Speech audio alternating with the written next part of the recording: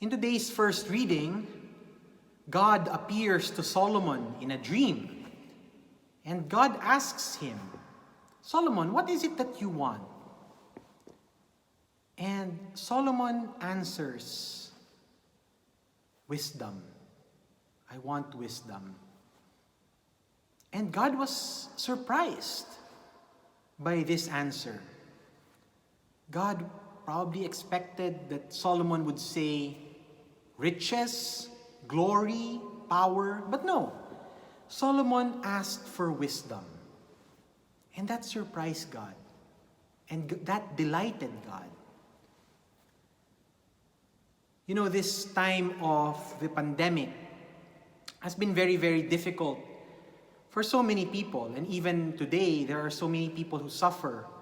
People who are sick, people who are in the hospitals, people who have lost loved ones, people who have no more jobs to go back to, people who find it difficult because they are isolated in their homes.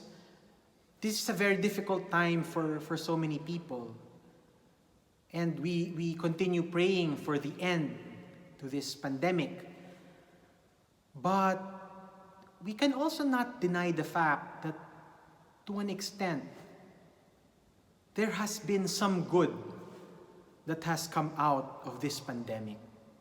And I think one of the good things, probably, I would even say probably the best, one of the best, well, the best thing probably that came out of this pandemic is that it has given us time to reflect, an opportunity to look deep into our hearts and really consider, what is it that is important?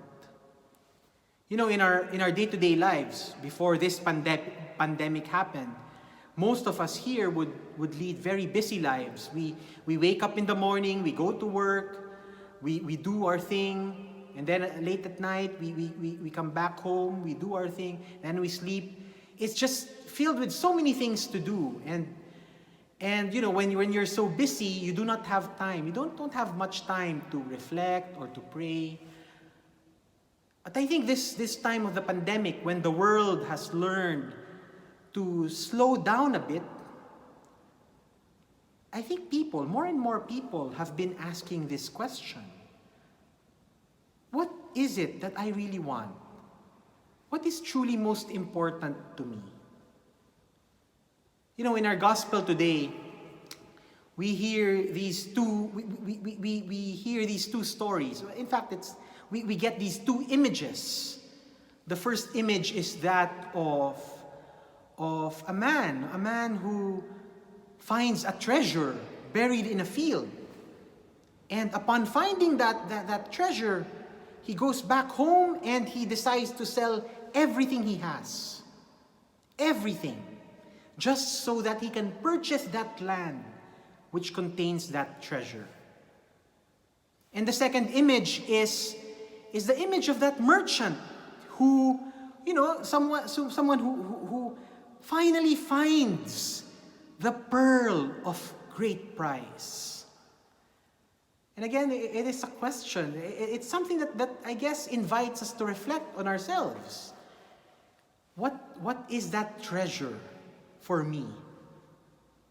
What is it that that would make me sell everything I have, everything I own? What is it that will make me give up everything just so that I can have this treasure? What is my pearl of great price? And I think that the first invitation today is for us to just be aware. What is that treasure for us? What is our pearl of great price? If God suddenly comes to you in a dream right now and asks you, what is it that you really, really want? Just one thing. You know, unlike the genie who gives Aladdin 3 wishes. No, imagine God just coming to you and saying, no, just one thing.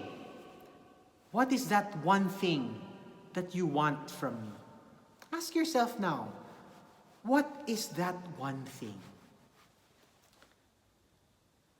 But you know, I think we should not be misled into thinking that this gospel today is simply about us and our desires, our treasure, our pearl of great price. In fact, if you read the gospel carefully, and I will try to read it again, we are told that this is not about us. Listen to this. Again, the kingdom of heaven, the kingdom of God, is like a merchant looking for fine pearls. When he finds one of great value, he goes and sells everything he owns and buys it.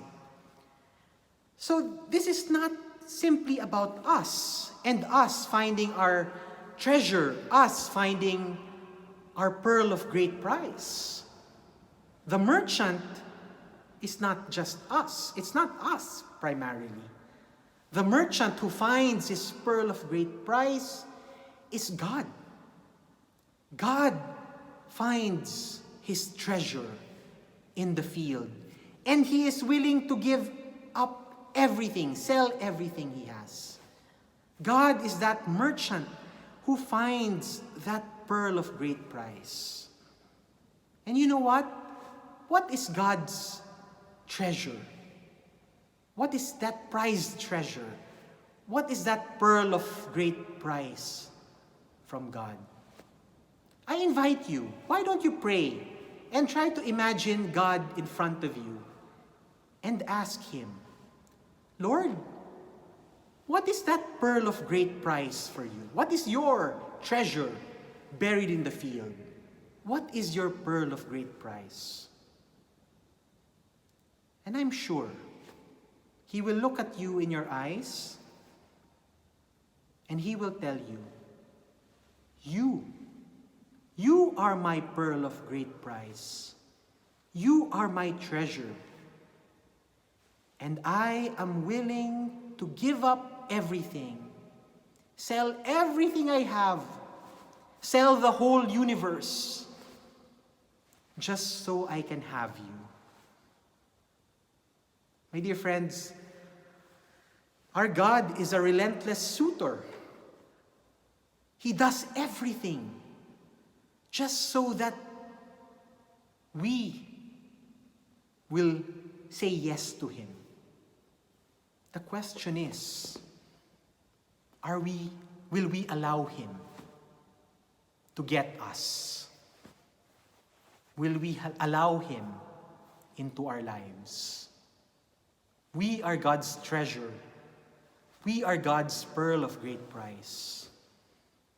Are we willing to surrender ourselves to this merchant, to this God, to this man who is willing to sell everything he has just so that he can have us?